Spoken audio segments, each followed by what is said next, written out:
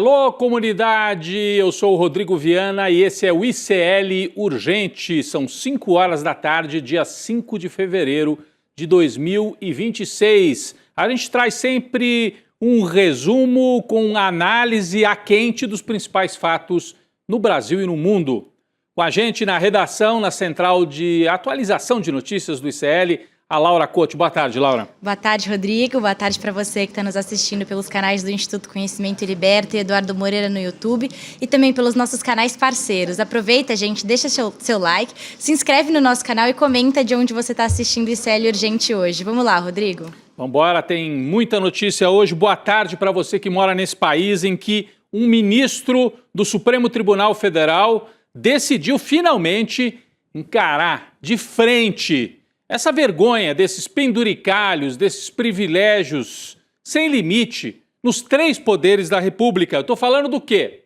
Estou falando da decisão do ministro Flávio Dino, que saiu agora há pouco, nós vamos trazer detalhes já no ICL Urgente, suspendendo o pagamento dos penduricalhos, sabe? Bolsa paletó, bolsa gasolina, bolsa isso, bolsa aquilo.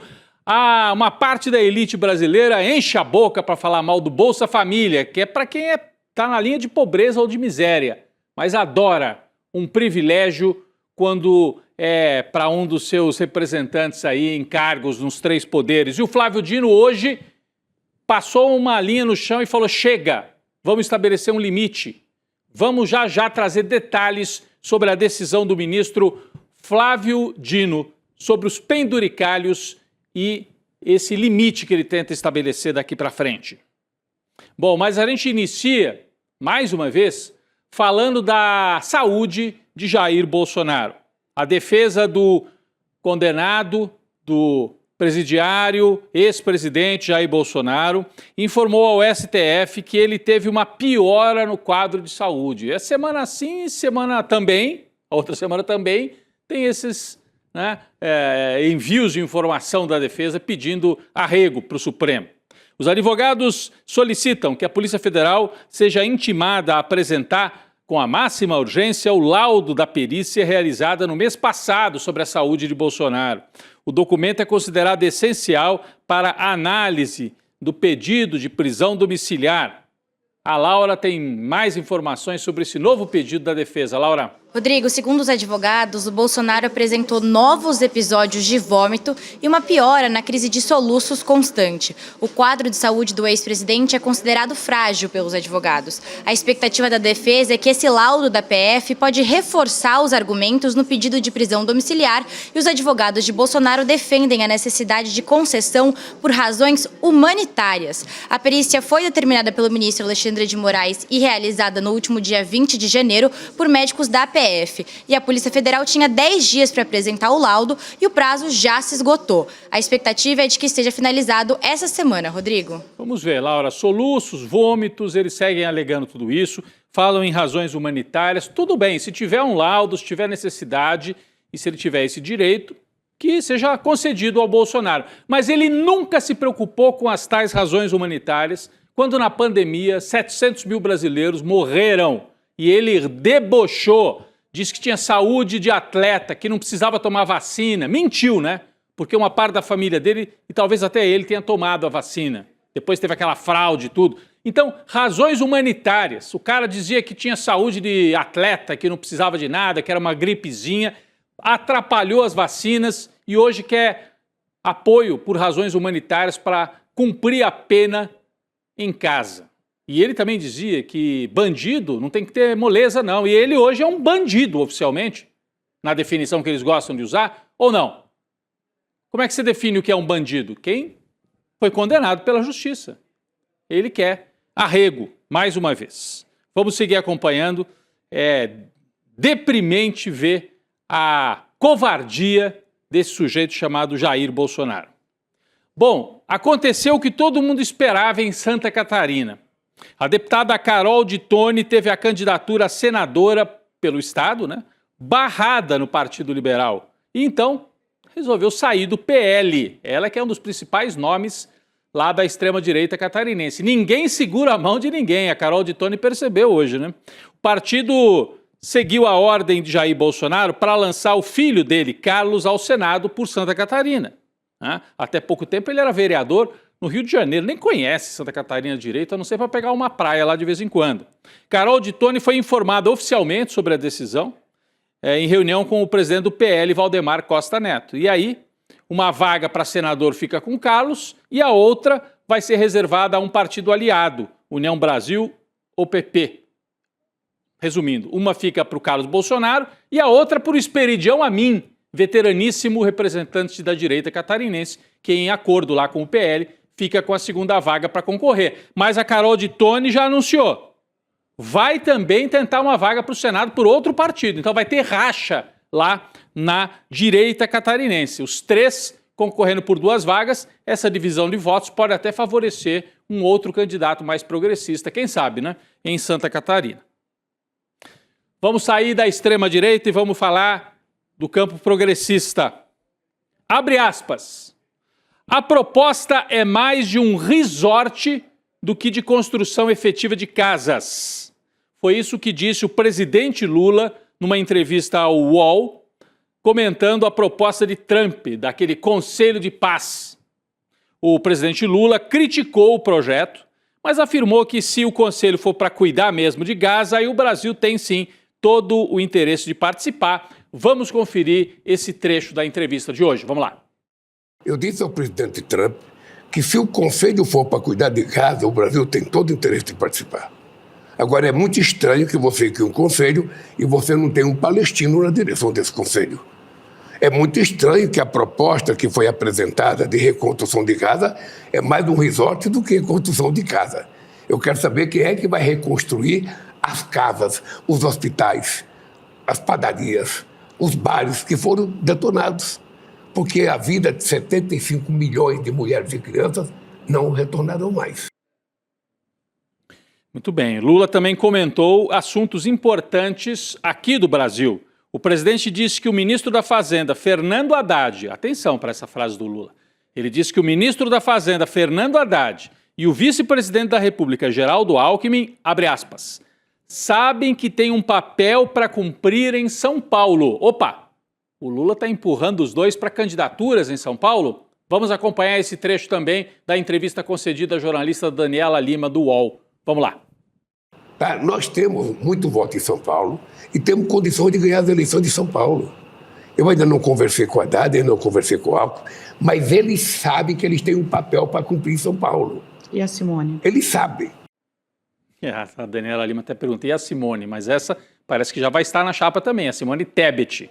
Simone Tebet também deve estar na chapa que o Lula tenta articular. Não se sabe quem vai para que cargo exatamente em São Paulo, mas hoje ele deixou claro que conta com Fernando Haddad em São Paulo, e até com o Alckmin. Daqui a pouco vamos falar melhor sobre isso. Lula também bateu no peito em relação a uma denúncia atingindo a família dele. Num outro trecho, o presidente disse que conversou com o filho, Fábio Luiz Lula da Silva, conhecido como Lulinha, sobre o escândalo do INSS. Lulinha, como você sabe, teve o nome citado nas investigações da CPMI, que trata da fraude dos aposentados. Vamos ver o que disse o presidente Lula na entrevista. Vamos lá. Quando saiu o nome do meu filho, eu chamei meu filho aqui. E eu falo isso com todo mundo. Olhei no olho do meu filho e falei, olha, só você sabe a verdade. Só você sabe a verdade. Se você tiver alguma coisa, você vai pagar o preço de ter alguma coisa. Se você não tiver, se defenda. É a frase forte do Lula sobre o filho. Bom, a gente tem atualizações exatamente sobre esse tema, sobre Lulinha na CPMI do INSS. Quem traz pra gente as informações é a Laura Couto. Rodrigo, parece que não foi um dia muito bom para a oposição. Isso porque depois de uma reunião com líderes partidários e membros da CPMI do INSS, o presidente da comissão, Carlos Viana, decidiu retirar da pauta dessa quinta-feira vários requerimentos considerados polêmicos, ou seja, sem consenso entre os lados. Assim, ficaram de fora da votação os diversos pedidos para convocar o Lulinha, o filho do presidente, para depor ao colegiado. Outros requerimentos de quebra dos sigilos bancário e telefônico do Lulinha também ficaram de fora da lista aprovada, Rodrigo. Laura, esse é mais um sinal de que o Lula abriu uma porta importante de negociação e de diálogo com o Centrão, porque o Centrão comanda essa CPMI. Se o Centrão quisesse fustigar o Lula, estaria mantendo a convocação do filho dele lá para a CPMI. Então é um sinal de que no ano eleitoral uma parte do Centrão está topando conversar com o presidente Lula. Não está encarando essa ideia de vamos com o Flávio Bolsonaro ou vamos com uma candidatura própria. Quem sabe, vamos com o Lula mesmo. Mais uma vez, é esse o caminho que parece indicar essa decisão de hoje na CPMI. E não é só isso, Laura. Olha o tema seguinte que eu vou trazer aqui. Vamos lá. Novos acordos em um grupo do PT, do Partido dos Trabalhadores, encarregado da reeleição de Lula, quer incluir o MDB na chapa que será levada às urnas em outubro. Bom, mas isso não é uma questão de querer. Precisa ver se há viabilidade política e a Laura traz para a gente aqui um balanço sobre isso, essa tentativa de uma parte do PT de negociar com o velho MDB. Laura. Exato, Rodrigo, é mais complexo do que só querer. Essa ala do PT que cuida do jogo eleitoral do Lula pretende oferecer para o MDB o posto de vice, o que deslocaria o Geraldo Alckmin, atual vice-presidente do Lula, para a disputa eleitoral em São Paulo. Os citados para ocupar o posto agora do Alckmin são Renan Filho, que é o atual ministro dos Transportes do Brasil, e o governador do Pará, Helder Barbalho. Atualmente o MDB ocupa 3 ministérios no governo e mesmo assim, historicamente, a cúpula resiste a um alinhamento eleitoral com o PT, né, Rodrigo? Só que com o apoio formal, com o apoio formal do MDB, o PT conseguiria garantir mais tempo de televisão para o Lula nas eleições. Bom, Laura, é uma tentativa de uma ala do PT. Não quer dizer que, não, já tomaram a decisão que o Lula vai trocar de candidato a vice-presidente. Nas eleições anteriores, o PT jamais trocou, né? O Lula teve Zé Alencar nas 2 vezes. A Dilma tinha um vice do MDB, hein? E não terminou muito bem, hein? O tal de Michel Temer, que deu o golpe parlamentar contra ela. E foi o vice nas 2 vezes. Agora, eu entendo que, pela lógica, para evitar turbulências, o Alckmin deveria permanecer como vice. É o menos arriscado. É o menos arriscado para o Lula. Movimentar a posição de vice vai gerar uma série de disputas e complicações para o Lula nesse ano eleitoral. Fora isso, o MDB, dos 27 estados daí da federação, contando com o Distrito Federal, em pelo menos 15 é oposição, está alinhado com a direita. Então, como é que vai fazer um acordo nacional com o MDB se na maioria dos estados o MDB é alinhado com a direita ou até com a extrema-direita? Então é complicado. Eu acho que isso está mais no campo do desejo e de uma tentativa de abrir uma conversa, de sinalizar, do que efetivamente fechar um acordo com o MDB. Bom, o presidente Lula nas conversas de bastidor, e eu disse, né, ele está super ativo nessas conversas com o Centrão, com a direita. Nas conversas de bastidor, tenta mostrar um certo desprezo pela candidatura de Flávio Bolsonaro. Durante o jantar com deputados na Granja do Torto, ocorrido ontem, a gente anunciou aqui que haveria, né, esse jantar, o presidente Lula citou como prováveis adversários dele na eleição, entre os prováveis, o Tarcísio ainda. Citou o Tarcísio, e não o Flávio. Segundo relatos dos presentes, Lula ignorou completamente a existência de Flávio Bolsonaro. Vale lembrar que Tarcísio, inclusive, já declarou que vai apoiar o Flávio, que prefere ser candidato a governador. Mas o Lula seguiu falando em Tarcísio. De acordo com a CNN, além de citar o Tarcísio, o Lula também mencionou os governadores Ratinho Júnior, Romeu Zema e Ronaldo Caiado como possíveis adversários. Além disso, o presidente afirmou que não ganhou nada ainda, mas que vai ganhar sim as eleições. Lula fez elogios à condução de Hugo Mota frente à Câmara dos Deputados. É claro que isso também é uma estratégia. Você tá ali conversando com gente do Centrão e aí você trata o seu adversário, o Flávio, assim, esse aí é carta fora do baralho.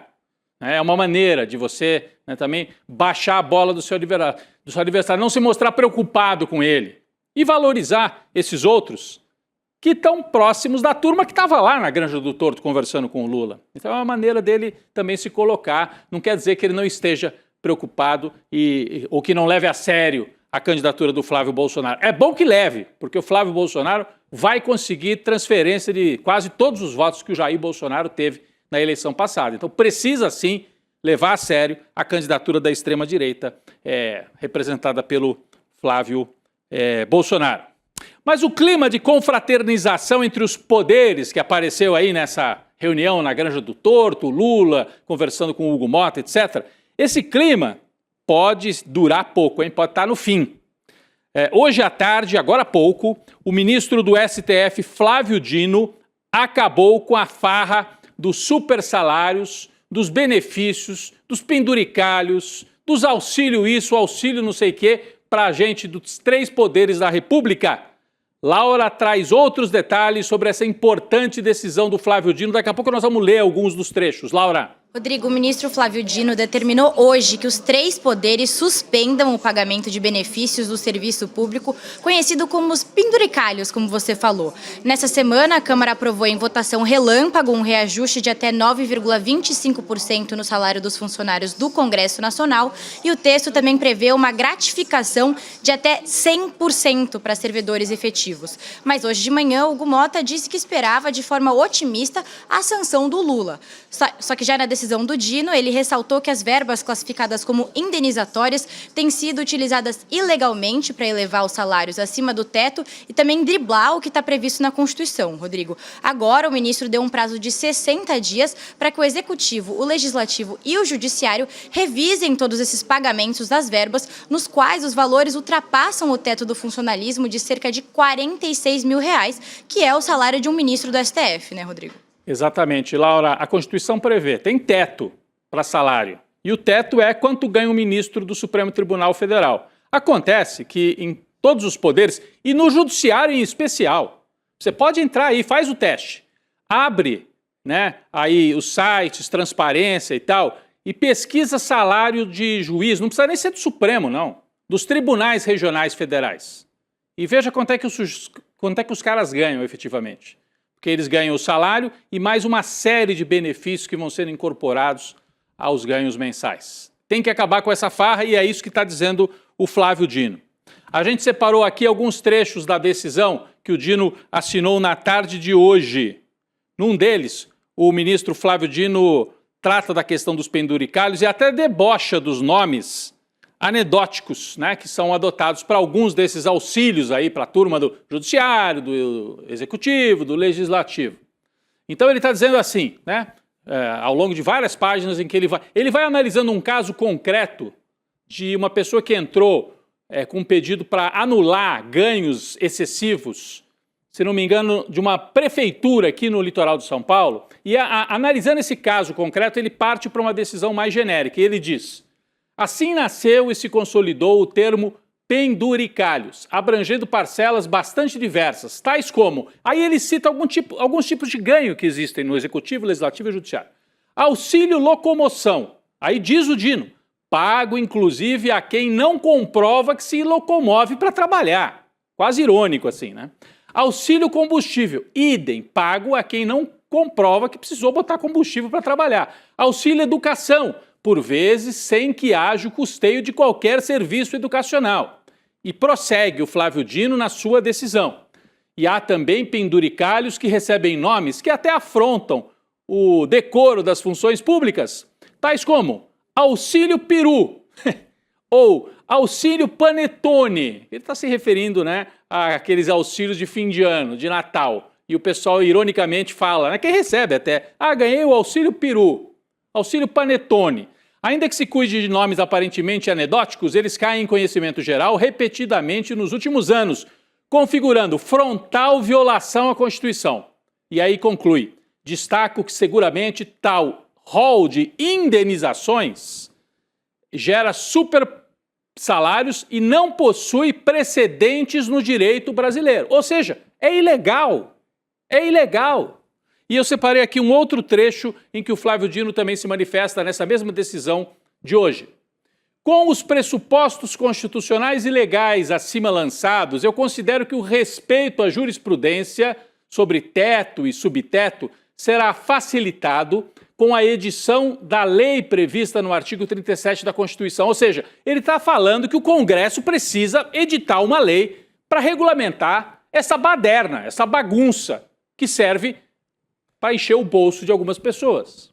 Então ele está dizendo, tem que editar uma lei. O Congresso Nacional tem que regular de modo nacional e, claro, quais são as verbas realmente admissíveis como exceção ao teto. Não pode ser tudo, porque senão você tem um teto e pode dar todas as exceções, aí não tem teto. Então ele está dizendo, tem que estabelecer em lei o que pode e o que não pode. Pode pagar uma verba para, eventualmente, um juiz teve que fazer uma viagem e aí ele precisa ser indenizado? Tem que estar explícito isso numa lei, numa regra nacional, e não essa bandalheira que é hoje, diz o Flávio Dino. Aquelas verbas que não foram expressamente previstas em lei, votada no Congresso, devem ser imediatamente suspensas após o prazo fixado, que é o prazo de 60 dias, né? Estabelecido pelo Dino na decisão de hoje. Vamos aguardar, vai ter tentativa de driblar isso daqui. Eu acho que os próprios colegas dele no Supremo, alguns vão ficar chateados, porque gostam dessas verbas, mas é uma decisão corajosa do ministro Flávio Dino, que mostra mais uma vez que tem capacidade de intervir em assuntos delicados, incluindo aí privilégios das castas que estão numa parte dos poderes. Lembrando que a imensa maioria dos funcionários públicos não tem direito a isso. A imensa maioria. São alguns privilegiados que estão no topo das carreiras, geralmente. Bom, o curioso caso do homem que nunca tem culpa de nada. O governador do Distrito Federal, Ibanez Rocha, tem repetido a famosa estratégia do espertalhão, a mesma que ele usou após os ataques golpistas do 8 de janeiro, porque ele fingiu que não tinha nada com aquilo, desapareceu no dia, só que ajudou, né, a dar o golpe e ficou de fora da investigação. Laura, conta pra gente que estratégia é essa que o Ibanez está usando de novo, Laura. Rodrigo, olha só que coincidência interessante. Logo depois dos ataques golpistas do 8 de janeiro, o Ibanez atribuiu a falha ao então secretário de Segurança Pública, o Anderson Torres, e também disse que havia confiado nas informações do então secretário interino, o Fernando Oliveira. Ou seja, o Ibanez disse que não tinha nada a ver com isso. Agora, olha só, no caso do Banco Master, o Ibanez tem dito a aliados que apenas confiou no ex-presidente do BRB, o Paulo Henrique Costa. Tá notando a semelhança aí, Rodrigo? Muita confiança em gente pouco confiável, né? E tem mais, uma semana depois de explodir toda essa informação de que o governador do DF teria conversado com o dono do Banco Master, o Daniel Vorcaro, o Ibanez disse para a TV Globo que o único erro dele foi ter confiado no Paulo Henrique Costa, Rodrigo. Ou seja, ele é um coitado e a culpa é sempre dos outros, né? A culpa é do Anderson Torres, no caso do golpe, agora a culpa é do Paulo Henrique, no caso do Master. Conversar com o Daniel Vorcaro não seria tanto assim o problema. O problema é que ele botou o Banco de Brasília, o BRB, para comprar o Master, que era uma instituição podre. Ele tem que se explicar sobre isso. Agora uma pergunta para a audiência, se o Ibanez não tem culpa de nada, se o problema foi confiar demais nos outros, parece letra de bolero, né? Ah, meu problema foi confiar demais. Por que tem pedido de impeachment sendo protocolado contra o Ibanez, hein? Teve um pedido, inclusive, protocolado nessa semana na Câmara Legislativa, lá do DF, assinado por representantes do PT, PV, PCdoB, Rede, PDT. É o terceiro pedido de impeachment nesse ano contra o Ibanez. O texto traz notícias que foram divulgadas relacionando Ibanez Rocha com a compra de carteiras de crédito do Master pelo BRB.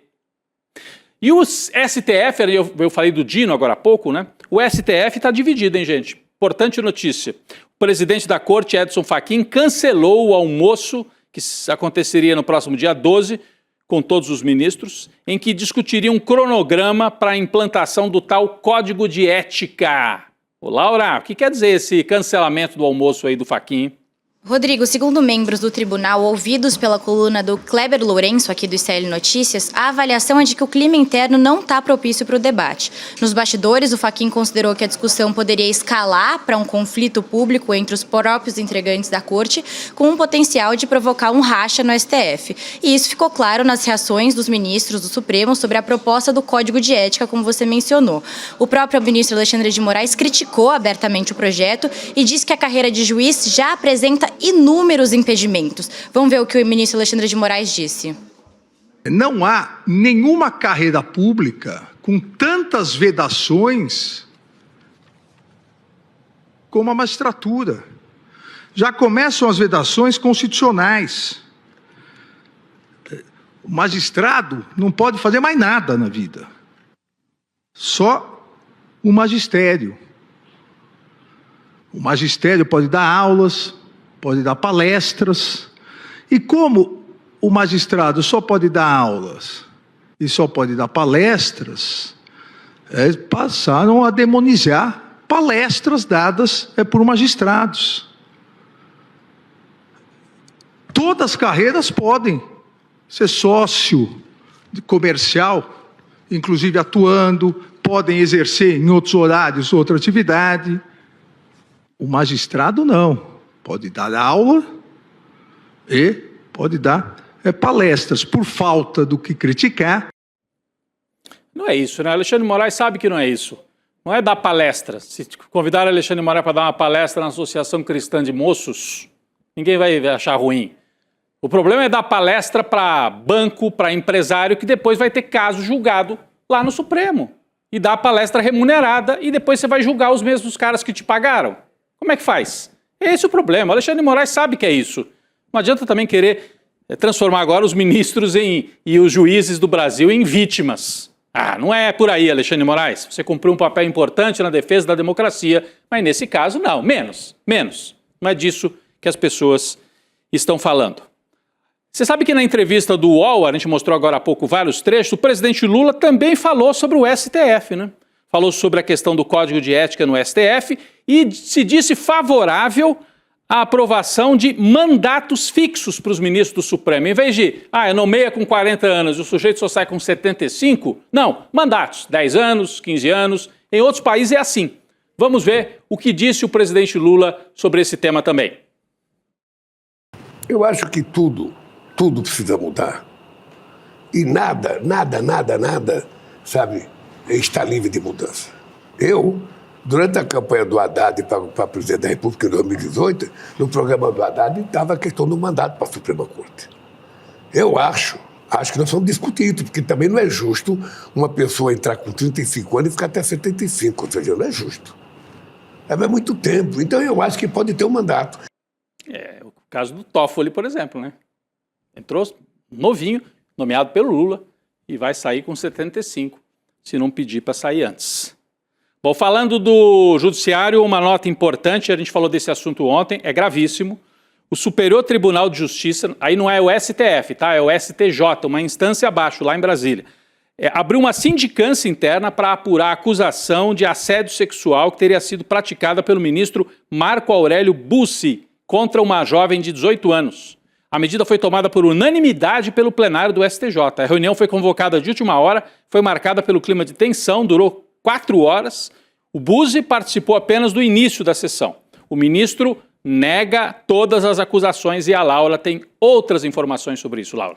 Rodrigo, olha só que cara de pau. Em meio às acusações, o ministro Marco Bussi apresentou um atestado médico e pediu licença para se afastar do trabalho no STJ. O magistrado está internado, mas não divulgou o prazo de alta, nem qual seria o problema de saúde. A vítima, que é filha de um casal de amigos do ministro, acusa o Bussi de tentar agarrar ela durante um banho de mar. O episódio teria acontecido no mês passado, em janeiro, quando o ministro, a jovem e os pais dela passaram as férias em Balneário Camboriú, no litoral de Santa Catarina. A jovem registrou um boletim de ocorrência e foi ouvida hoje pelo CNJ, que apura as consequências administrativas. Já a parte criminal do caso é conduzida pelo STF, sob relatoria do ministro Nunes Marques, já que o Bussi tem foro privilegiado. Rodrigo. É um caso gravíssimo e nós vamos seguir acompanhando. Laura, obrigado pela sua participação mais uma vez com a atualização de notícias aqui no ICL Urgente. Até amanhã. Obrigada, Rodrigo. Até amanhã. Pessoal, aqui um recado. Crimes cometidos pelas elites raramente terminam em punição, hein? Vocês viram aí o caso lá dos cachorros, né, torturados, um deles morto lá em Santa Catarina, caso envolvendo ministro, caso envolvendo parente de autoridades. Pois é, quando o autor do crime tem dinheiro, sobrenome ou poder, o sistema se organiza para proteger. É o chamado Pacto da Impunidade. O ICL vai tratar desse assunto. Dia 12 de fevereiro, quinta-feira, 8 horas da noite, semana que vem, o Pacto da Impunidade, uma aula aberta que faz parte daquela pós-graduação, né, do ICL em Teoria Crítica da Sociedade. Esta aula, especialmente, que é aberta, conduzida pelo Gessé Souza e Lindener Pareto. Super interessante, gente. É uma reflexão com aspectos sociológicos e históricos, né? Um é cientista social, que é o Gessé, outro é historiador, que é o Lindener Pareto. Faz parte da pós-graduação. Você se inscreve em iclurgente.com.br, repito, iclurgente.com.br. E mesmo que não esteja inscrito na pós-graduação, tá? É uma aula aberta e você pode participar. O Pacto da Impunidade, próximo dia 12 de fevereiro. Se inscreva, iclurgente.com.br. O ICL Urgente fica por aqui. A gente volta amanhã com as principais notícias do Brasil e do mundo, mas não acabou o nosso noticiário. Vem aí o N2 com análise e mais informação sobre a condução da Gabi Varela, do Chico Sá, de toda a nossa equipe. Daqui a pouco eu estou por lá. Até amanhã. A contagem regressiva começou. Faltam apenas 7 dias para a aula magna, o Pacto da Impunidade, porque as elites nunca são punidas pelos crimes que elas cometem. É a aula de abertura da nossa pós em Teoria Crítica da Sociedade. Vai se preparando, tenho certeza que você nunca viu uma aula assim. No dia 12 de fevereiro, às 20 horas, eu e o professor Gessé Souza, sociólogo, vamos debater o Pacto da Impunidade. Por que o Brasil é assim? Venha conosco. Você pode ir para qualquer país e fazer qualquer tipo de documentário. Eu não hago apologia da pobreza, hago apologia da sobriedade. Agora, eu disse, vem, eu desafiei, vem aqui, para ver se eu tenho renda ou não. Para quem ainda não entendeu, isto é uma guerra de narrativas. E nos campos de batalha, as máquinas de moer reputações estão sempre à espreita. Pouco interessa os meios, interessam apenas os fins. E os fins são muito lucrativos nesta indústria. Veja a importância da resiliência dos colegas que nunca abandonaram esse caso. Então não adianta vocês fazerem campanha contra mim, porque eu vou continuar fazendo meu trabalho como jornalista como eu sempre fiz. E a relação fraterna com as pessoas não entra no PIB. Você tem as condições que você precisa para viver numa comunidade onde um não depende de explorar o outro. Eu sei que eu não vou ver a colheita, mas faço questão de morrer semente. Eu disse uma coisa que eu repito: a morte vai me encontrar lutando. Acho que a gente escolheu bem as pessoas que trabalham com a gente.